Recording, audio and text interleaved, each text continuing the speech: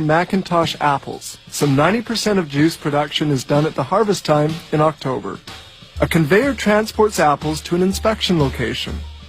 Apples tumble in the reverse direction of the conveyor belt so that wet leaves and undesirable materials adhere to the belt.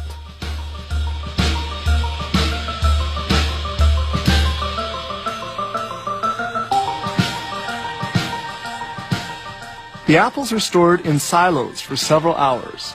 In order that the apples are not too bruised in their descent, they're slowed down in this stepped chute. Juice making can now begin. Now they wash the apples. This first water bath eliminates pebbles since they also use apples that have already fallen from trees. A shower of cool water completes the washing process.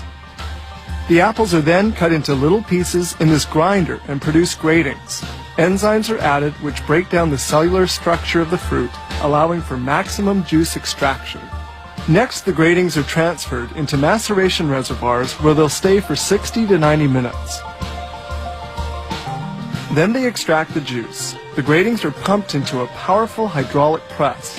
Inside the press, filter sleeves hold back the skins, seeds, and stems of the apples.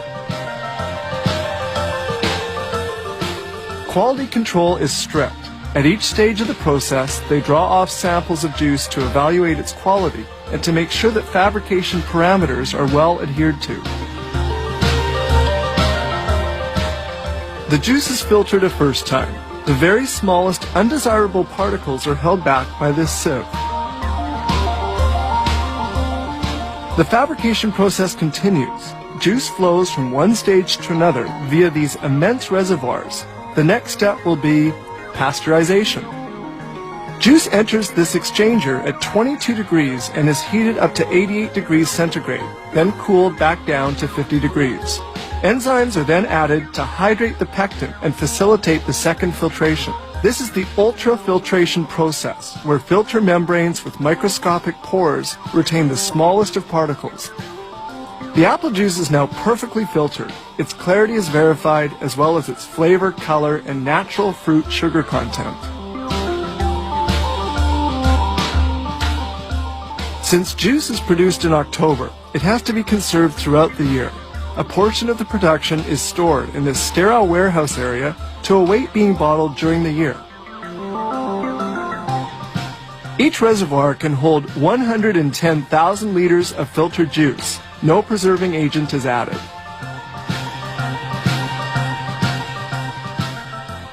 Now we move to the next stage, which is the filling of the containers.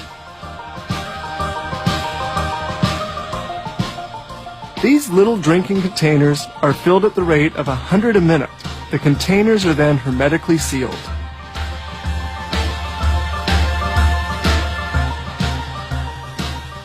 Two little sprays of hot glue are applied to the containers. This secures the straws attached onto their sides.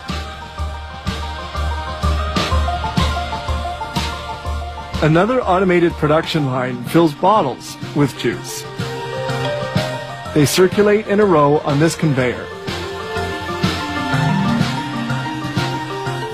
Bottles are washed and disinfected with hydrogen peroxide in this white sterile room. Then they're rinsed with sterile water before being carried to the filling location. Each minute, 120 bottles are filled with pasteurized apple juice and sealed with a cap in a sterile environment.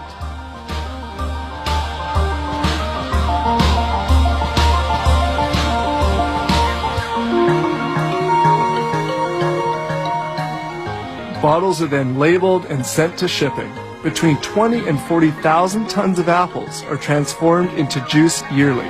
Thanks to its perfect preservation, consumers can enjoy this juice at any time of